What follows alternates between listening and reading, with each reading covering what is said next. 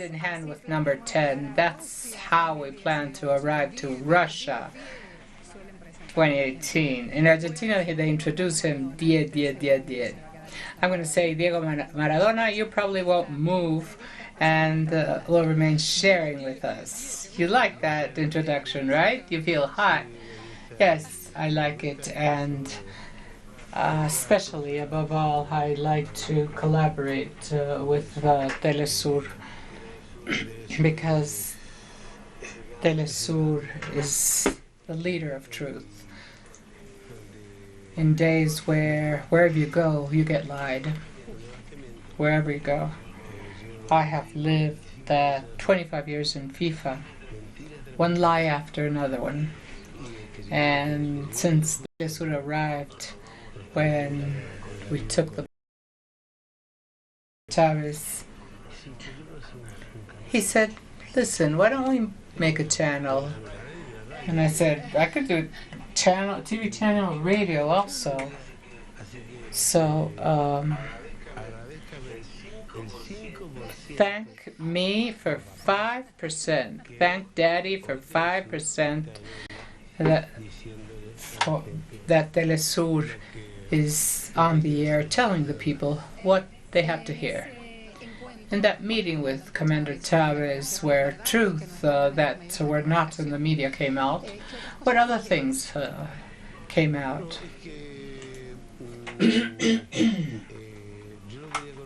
I wanted to meet him,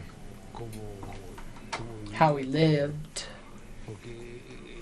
because he was a very electrical, very active man. As myself, I moved like in the field. And the truth is that I found an unbelievably humble character, healthy and human above all.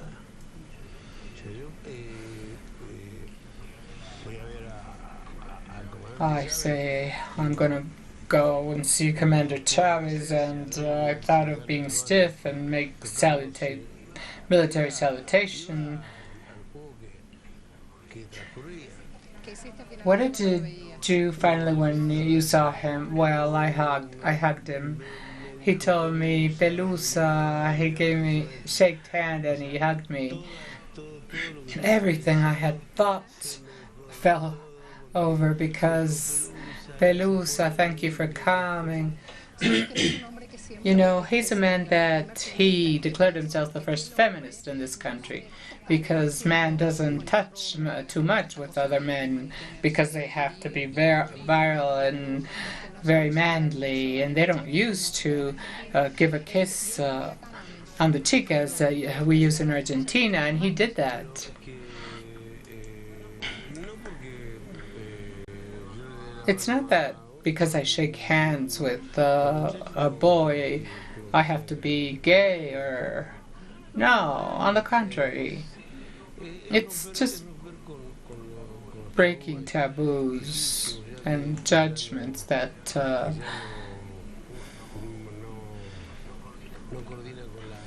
inconsistent with the people's minds today. And Chavez, as you say, has been a feminist, and as you know,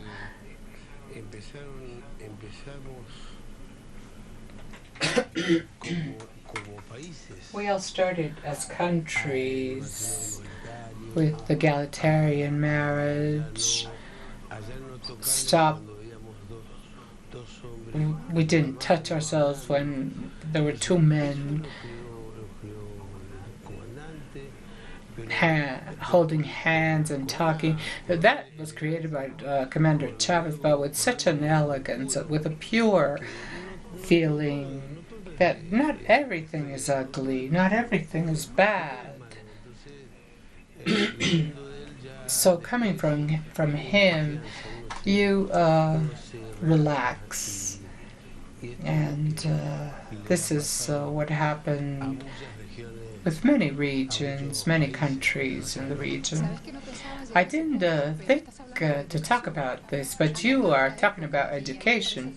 Things have changed, and education comes out. And one of the phrases that marked me when I listened to it, and that I think brings us in the current times in Venezuela, you said, I don't believe it is education is possible in any country without sports.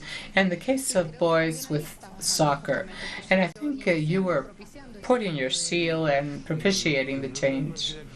You know, Marcela, when after 30 years of struggling in FIFA, those that robbed everything.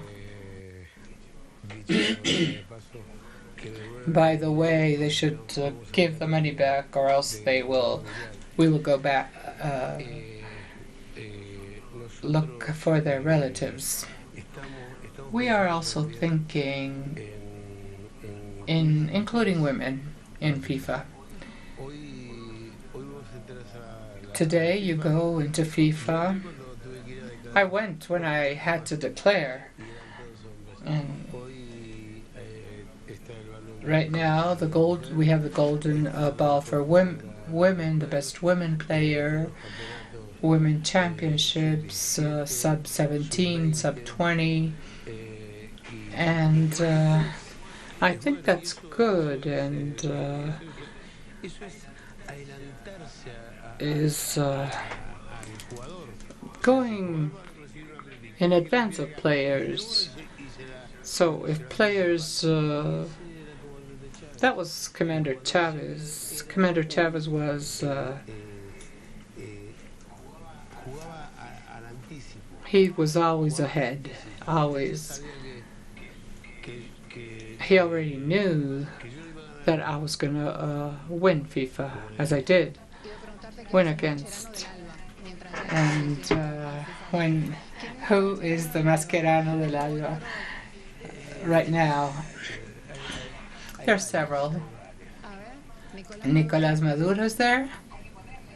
You have to include him, according to the situation, of course. You know, what happens is that I think that Nicholas is the maker of many things, but I always, when I tell him, if you feel alone, Nicholas, I tell him not to feel alone because we are with him in spite of the distance. When I speak to him by the phone, I tell him, President, don't feel alone because we are with you.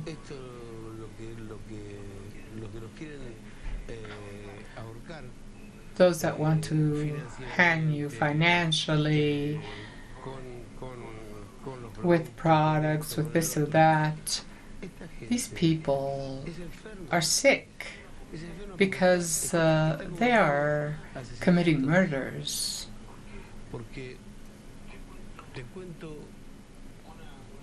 I'll tell you an anecdote that Fidel told me. They purchased drops for the children that, according to their studies, could be blind. What I'm going to tell is very strong, and it's a truth, I swear, by my grandson, Benjamin. He told me they didn't allow the ship to pass. You know how many blind children stood there without that vaccine? 2,700 blind children. Tell me, what is this? What is this? Because a blockade. Okay, let's not pass bread, sugar, oil. But allow me to let the children see. This is stubbornness. And Fidel told me, no, we can't do anything. And now we have 2,700 children who are blind. Yesterday in the meeting with President Nicolás Maduro, you talked about altruism. This is a term that for youngsters, new generations, perhaps had to go to the dictionary. Yes, yes. I talked with Nicolás on the topic.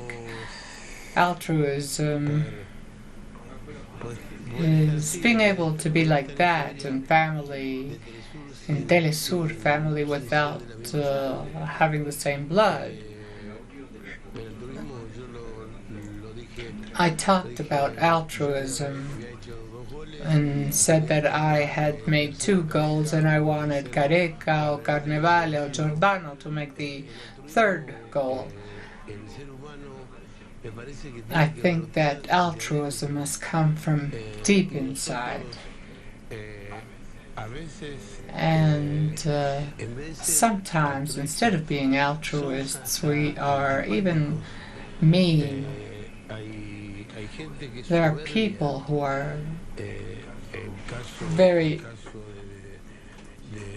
in the case of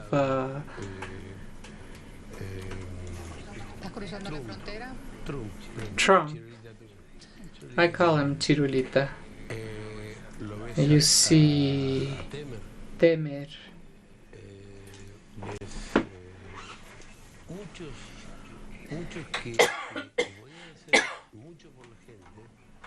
Many who could do a lot for the people, but they are more interested in coming out on the TV, take care about their hairdo or the color of their dress.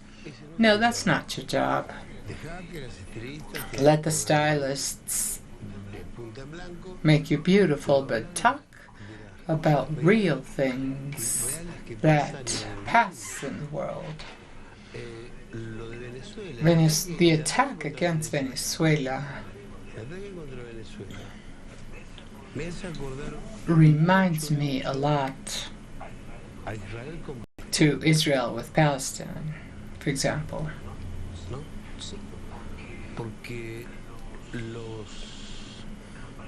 Because Palestine threw stones and Israeli threw missiles like that. And nobody does anything. Nobody does anything. I think I talk too much, right? No, it's perfect because you are leading us to a clear key with a simple language that we all understand about things that happen in the world and that teleSUR shows on the screen and reflects it. And we do efforts even to be in Palestine. Yes, exactly. This is the value that should be given to the people that risk and tell us the truth. It's easy because when I fought with FIFA, they said that they were eating caviar and champagne and we were killing ourselves at noon in Mexico at 45 degrees Celsius and the game never stopped.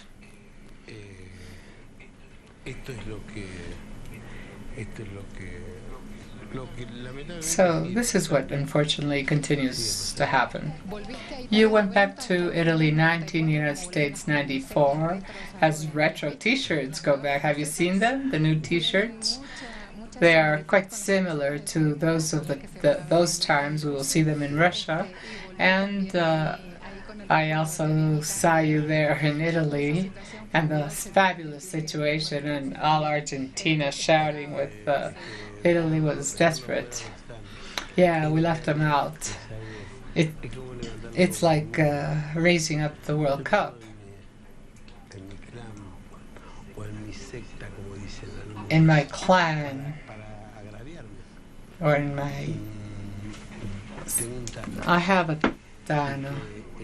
And when Dano, Italians, when we When we left Italy aside, he gave me a hug as if he were an Argentinian because I did a great effort. I remember I was wounded. Ruggeri had a lumbalgia. There were players who were really not well to play the game. But what happens is that in the draft they made a mistake and they put Argentina, Italy, in Naples at home. But that was a mistake. Surely they were just counting the bills and the ball fell. Argentina, Italy fell in Naples, and they said, "Oh, come on, let's continue counting the bills." What did you learn from the time at home in Naples? What did you learn on the day-to-day? Because the European key changes in Naples. I learned to love socialism. I learned to love Che, to read Fidel a lot. I had a trainer who was socialist, Fernando Signorini, and then came Commander Chavez, and I said, well, okay, we are here now. Unfortunately, God took him with him, as he took Che Guevara. I had lots of interior pride, huge pride, because each strike made in Italy, the first flag that appeared on the streets in Italy was Che Guevara. And I said, that's Argentinian. He's Argentinian. As in Iraq, the flags and T-shirts also are on the streets, and you are there, Diego. Yes, I'm there because I think that with the Iraqi people,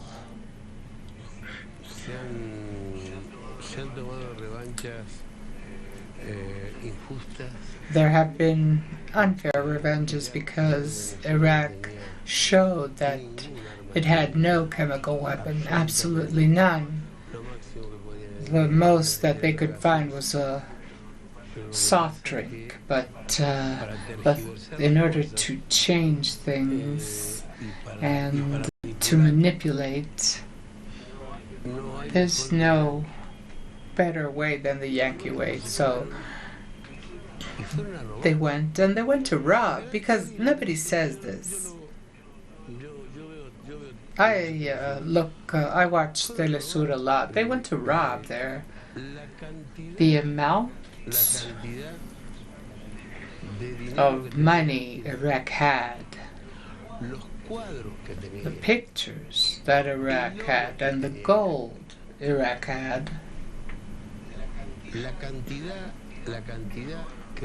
the amounts the American robbed are unbelievable. Health services, the assistance for the population has been lost with this war. I repent nothing, you said when you became 57 years old. And that was a worldwide heading. You know, I have no repent of anything in soccer, but in my life I was a drug addict. I started at 24 years old, and 14 years ago that I have not consumed anything. I wake up in the morning to see my wife, if my grandchild comes, I can play with him. The same with I can go and for shopping with my children.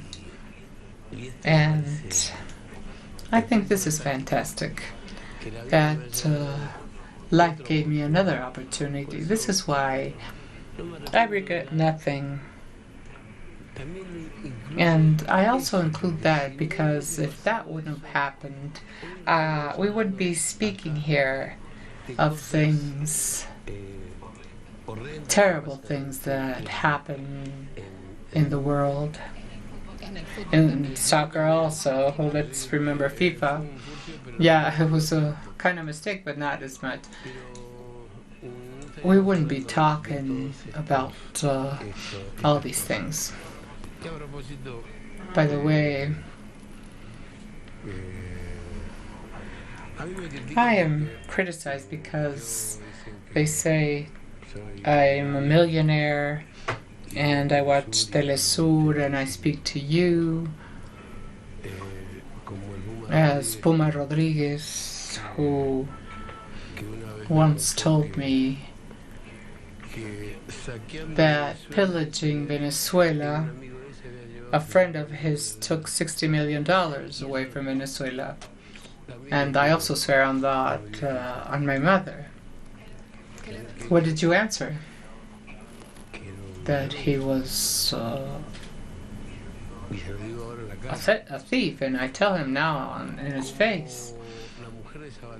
The Sabatin's wife, the tennis player, or the wife of Gardita, Catherine Fulop. She says, why does Maradona help Venezuela? Why is Maradona a leftist? She's always doing declarations. Yes, and she's completely wrong. When someone's crazy, or depends on what she plays. She's no longer a diva, by the way. Time passes for all. And I say this because she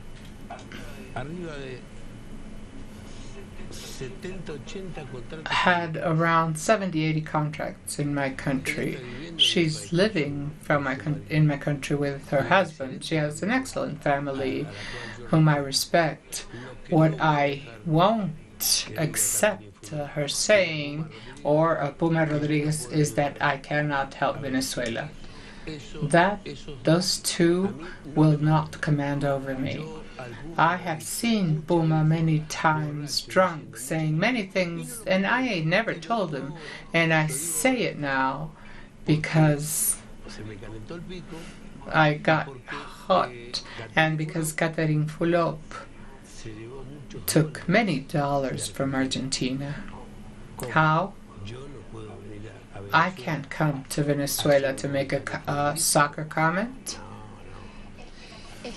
Well, the thing is, in the verb help, who gets mad with Armando Maradona being so happy and taking a picture with President Maduro and come to here to see if what is happening is true? This is, we were speaking with the guys when we were taking the plane to come at 3 a.m. We were around 20 hours on the plane, but I had talked to Nicolas, and I wanted to hug him. I wanted to tell him that I'm with him, I'm still with him, and that I will die with him. When I said that I'm a soldier of Maduro, I didn't say it just to say it. No, we know you. It was not just a phrase. Because if we don't defend ourselves, nobody will. We've seen in Argentina, historic truth comes out. I ask, how many people can be managed well, fed well, and give job. Nevertheless, there are people who don't like to see you well.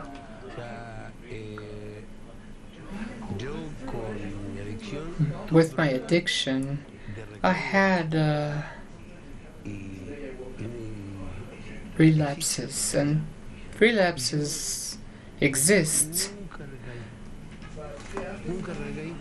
But I didn't have a relapse thinking of my children, my daughters. And I thought that I had lost many years of my children and several years of the people who loved me and suffered for me. And that I understood very well.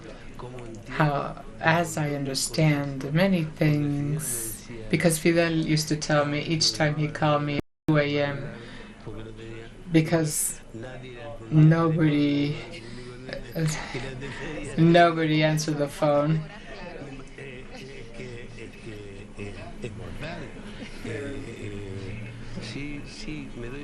Okay, I'll take a shower and I'll go there, Commander. And I arrived 2:15 because I was near. And I looked through the window and saw the sun was coming out, and he continued talking to me. He talked about Putin. Well, you were there for years, right? 4 years where doctors made a great job also. When in my own country they didn't want me to die in that clinic, and that's why they didn't accept me, Fidel opened the doors for me, and I didn't die. I am here in front of Marcela and in front of Venezuelans whom I respect a lot because resist, as we say, lies.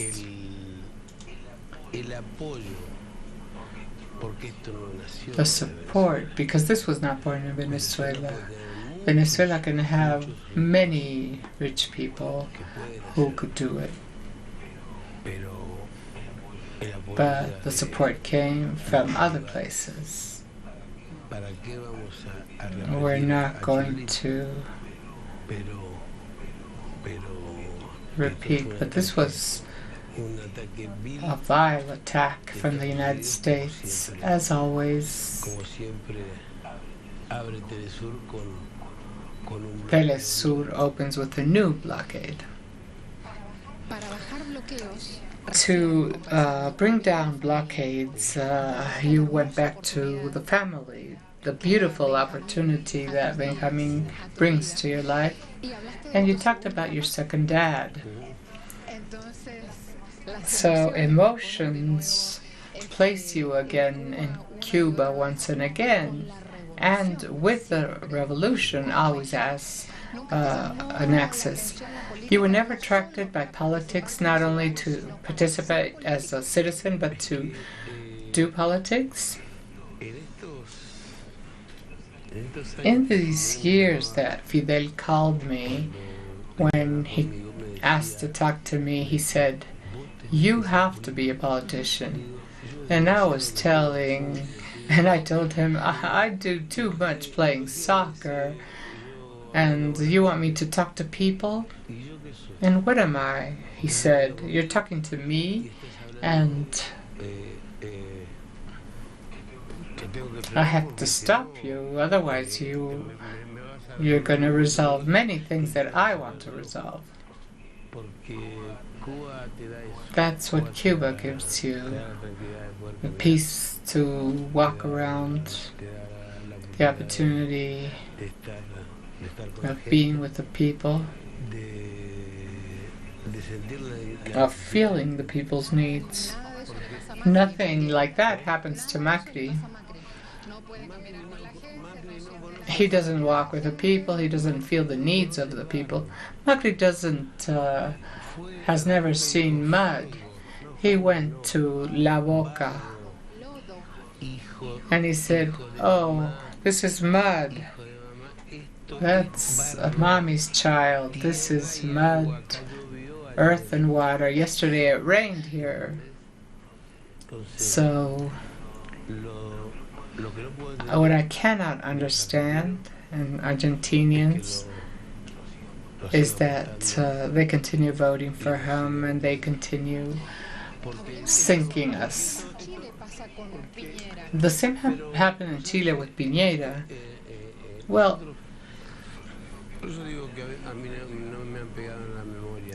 that's why I say that memory still works for me. Macri's father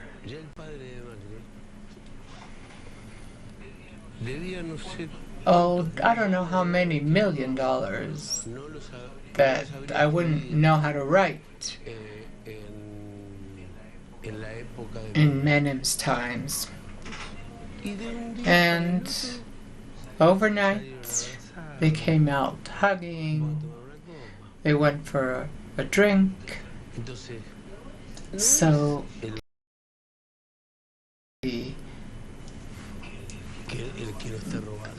who is robbing? It comes from a family of thefts, of thieves. And even if it sounds strong, and even I can wait for you in Dubai, and for the parties I'll go to Argentina because I earned it. I earned my money working. When I left the national team, I went to conduct Arabia, Dubai. I did not kneel before Ramon or Blatter to have a team. No, I earned it myself. And now I'm in the second-class team, Dubai, with kids that love soccer and want to train with me. And I'm happy. We don't have much time. There's so much to discuss and share. Al-Fujarah. Am I pronouncing it well? Predictions for Russia 2018. There's lots about soccer keys. But it's impossible that I forget this phrase, family of thieves, because I go to Fagé. That what was it before and what is it now? What do you see? Before, it was seeking for sponsors and distribute the money among few people. The countries would anyway take care of the World Cups. They contributed very few, and to the point that since they are old, instead of electing the next World Cup, they elected two. To rob in both. And Benjamin's grandfather came because Blatter wanted to buy me many times. And I told him no. I'm not a leader. I'm a soccer player who is asking you. Players cannot perform at noon when you are celebrating with champagne and caviar and air conditioning. And he hated me, imagine. With Avalanche, I had also a problem because Avalanche sells, they said that he sells weapons. Being the director of FIFA was only a deceit to sell weapons. That was discovered. That trial started on Monday, and we have to see what the judgment is. Very short, what comes to your mind? I would like to finish with music of Carlitos and Diego singing, but can you imagine some TV images in teleSUR? What images can we advance and what that you're going to show in the program?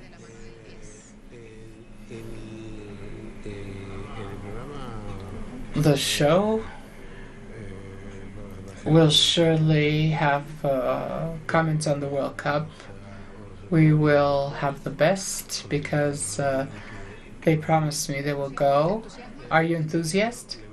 Oh yes, I'm very highly motivated. I am not afraid of cameras. I took that away with the last program, La Noche del 10. But I want to give the love I receive with Instagram to the people of teleSUR, with all the letters they sent me, because it seems that the letter's useless. But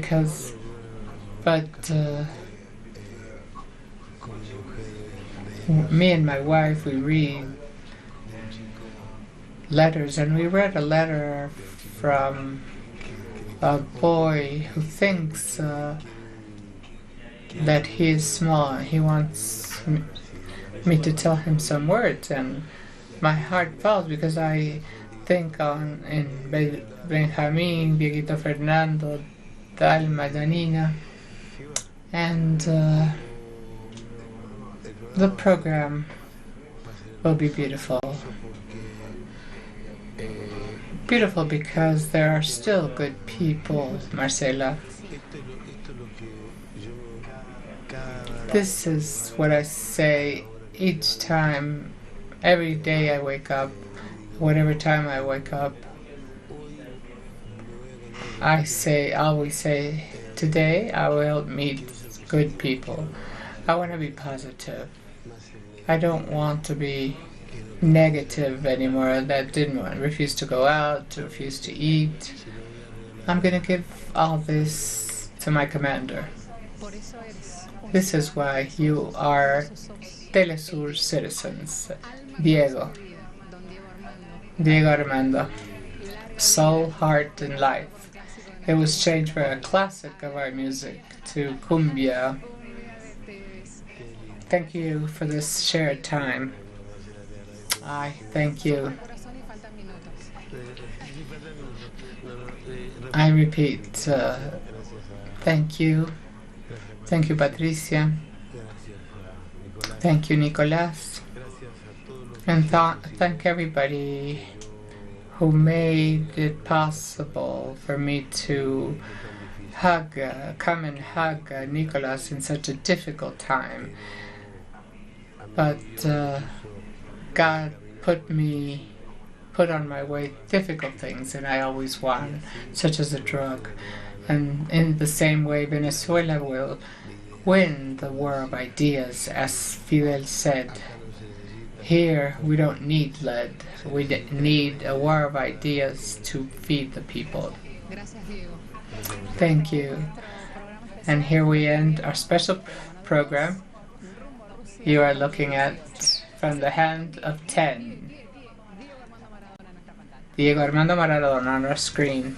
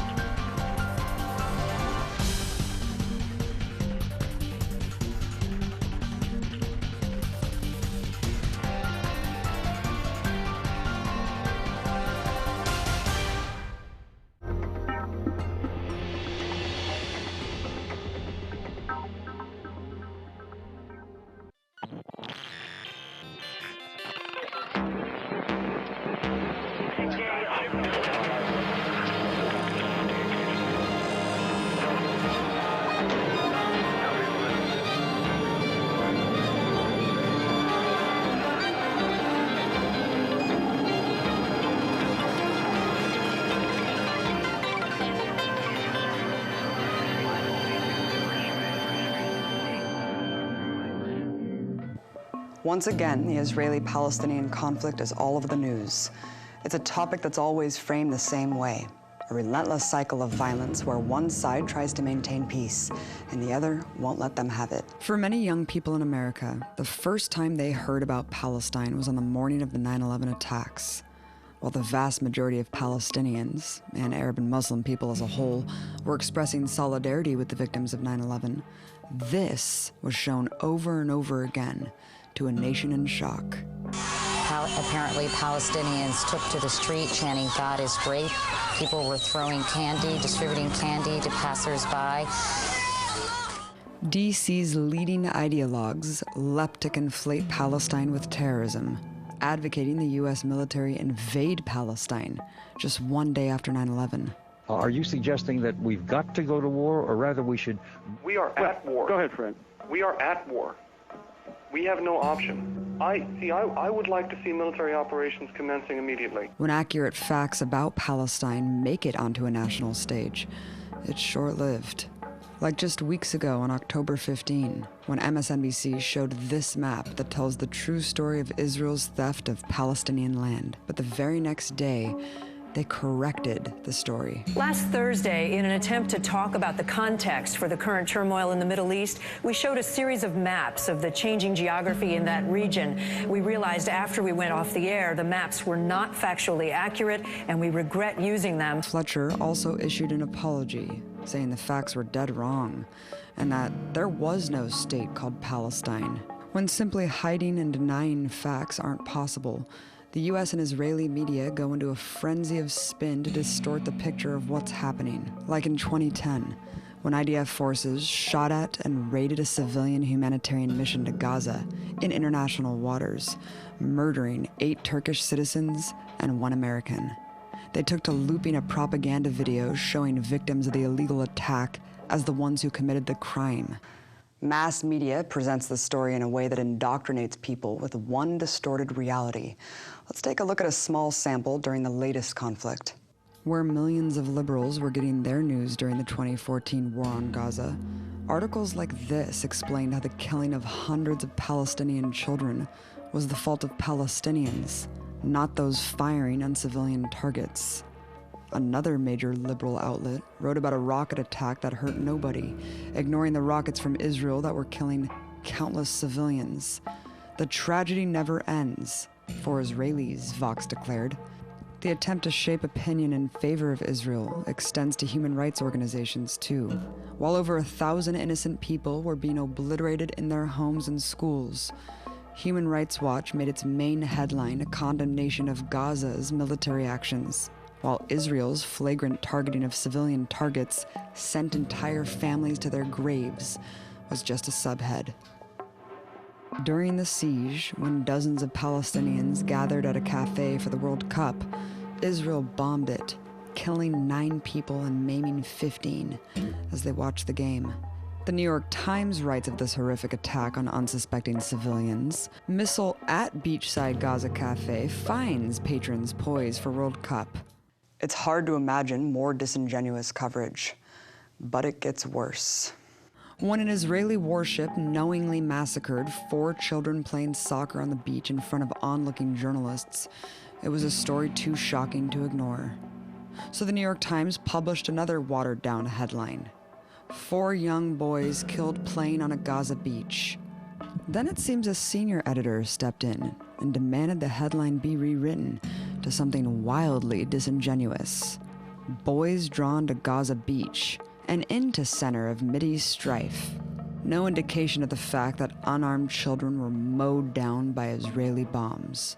Instead, Israel's version of the story was published, that it was justified in blowing these innocent children to pieces, because anyone remotely near where Hamas might be is considered a legitimate target.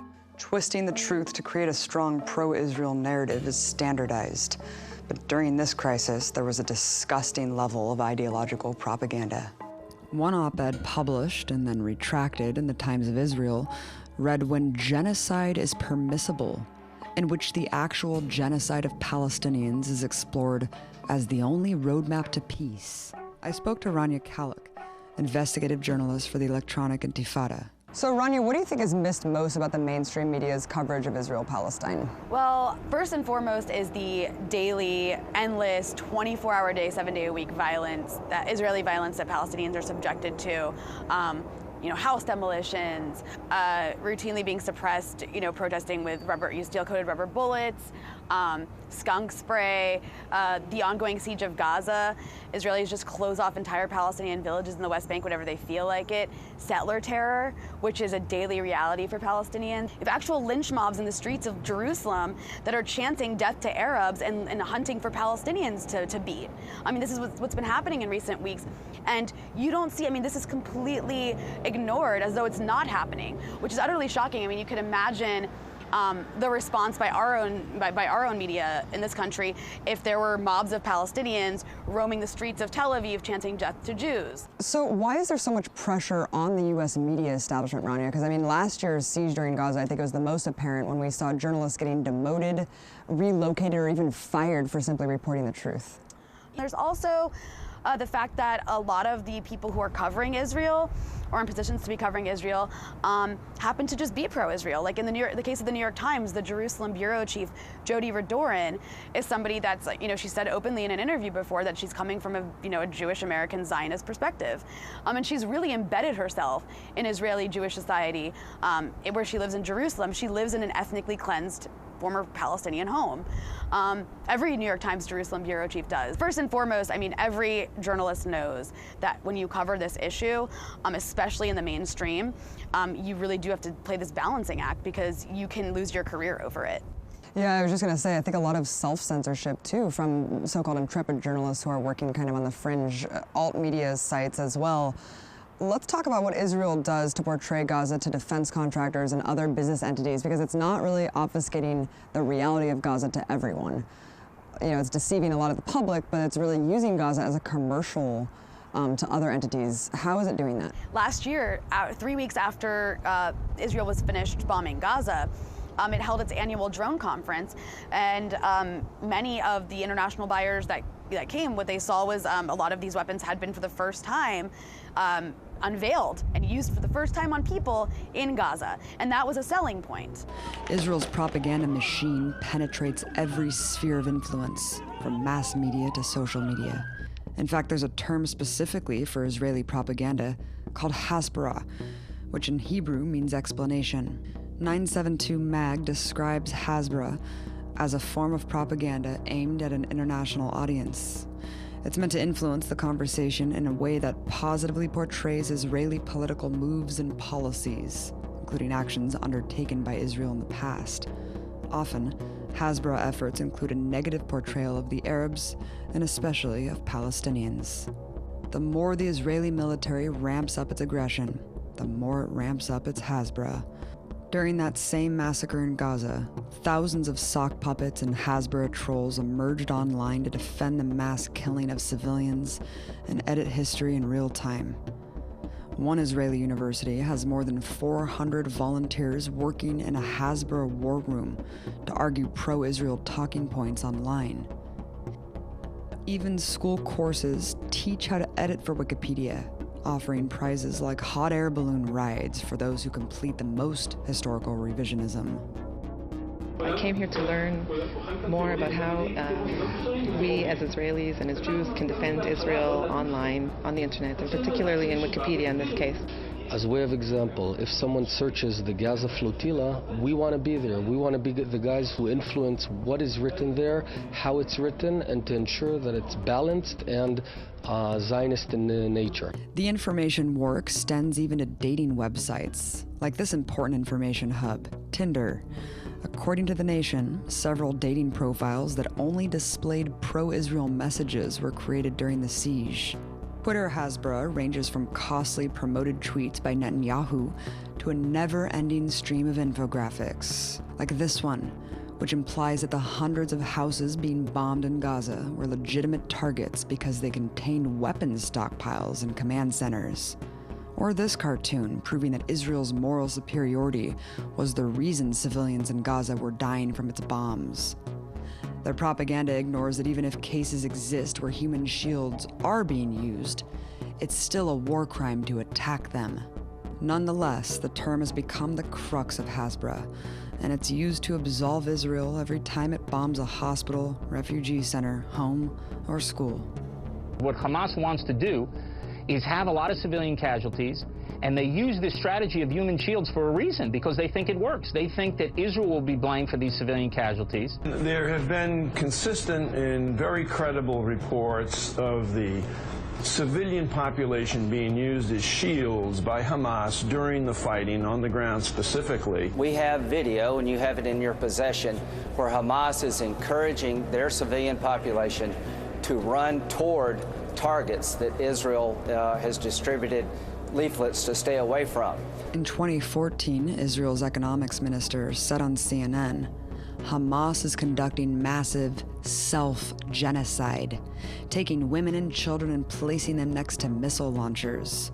The fact that the kids were playing on the beach is irrelevant, said Bennett, because, quote, we find these launchers all over, at the beach, in hospitals, and homes. You have the living room and the missile launching room.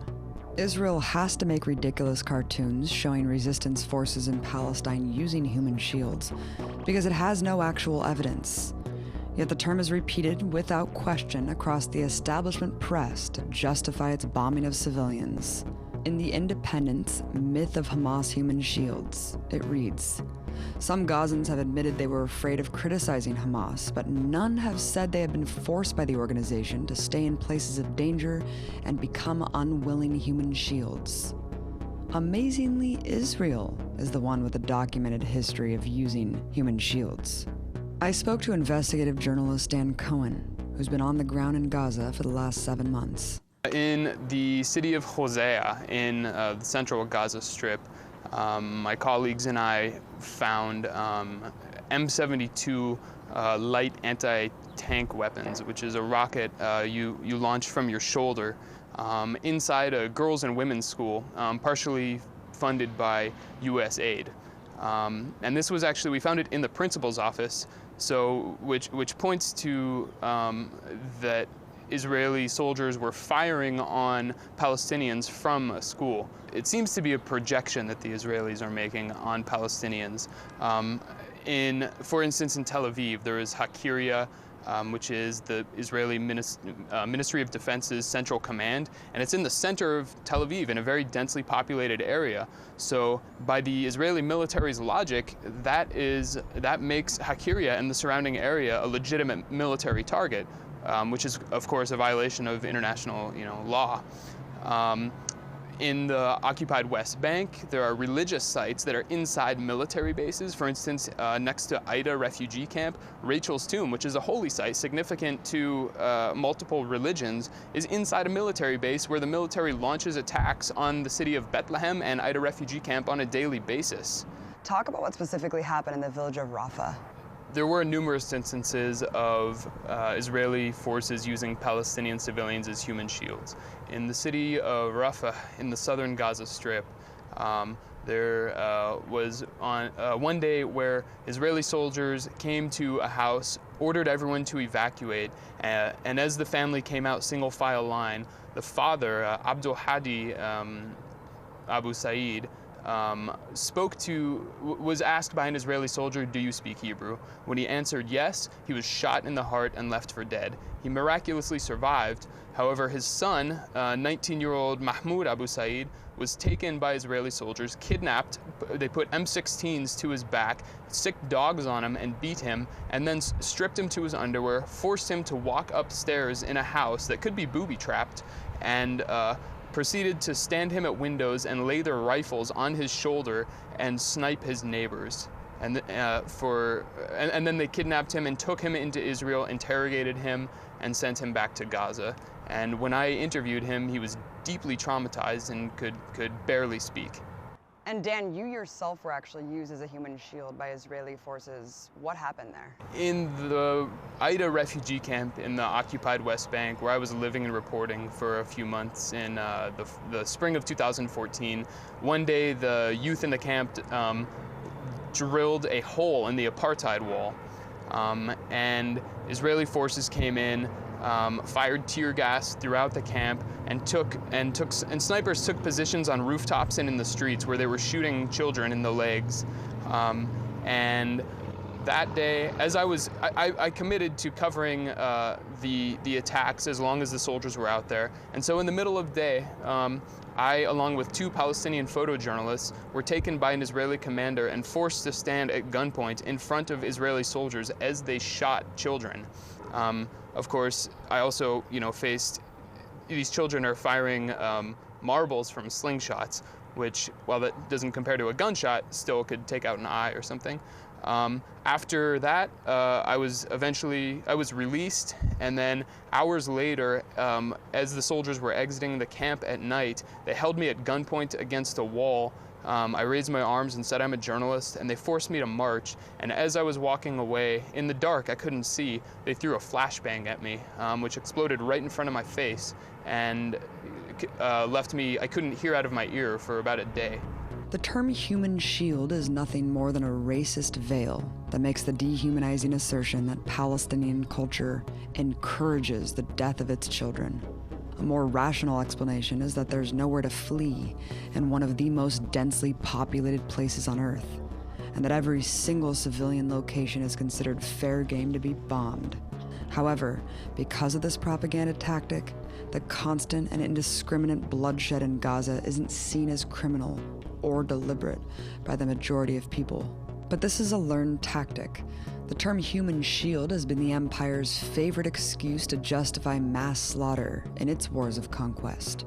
In Libya, the year prior to the US NATO bombing campaign, the human shield talking point was used ad nauseum. In the lead up to the Iraq War, the Bush administration included the human shield talking point as a main tenet of his campaign to oust Saddam. Journalist Robbie Martin uncovered entire CIA reports dedicated to Saddam's devaluation of life through the use of human shields. Bush even preemptively tried to justify the enormous civilian death toll he knew was to come with the invasion by declaring the former Iraqi dictator plans to, quote, shield his military and blame coalition forces for civilian casualties that he has caused. I guess there were 1 million human shields in Iraq. After Saddam's capture, the human shields talking point was transferred to the independent insurgents fighting the US military. In Afghanistan, Taliban militants are routinely accused of using civilians as human shields. Most recently, the US military deliberately bombed a Doctors Without Borders hospital in Kunduz, Afghanistan, using the debunked rationale that the Taliban was housed there, using the doctors and patients as human shields.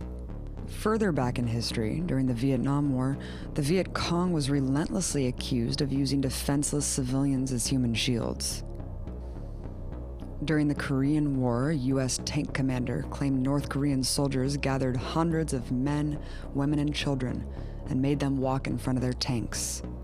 At least 2.5 million civilians were killed by the U.S. military in this war. During World War II, Japan's army was accused of the same evil tactic. The farther back you go, the harder it is to verify the claim. But the propaganda has always served the same purpose: to morally vindicate the oppressor's great crimes against humanity. But the Israeli government is doing much more than manipulating language and rewriting history. They're going straight to the source, attacking and killing journalists outright before their stories can be exposed. Palestinian journalists simply do not have rights. As a foreign journalist, I have a passport.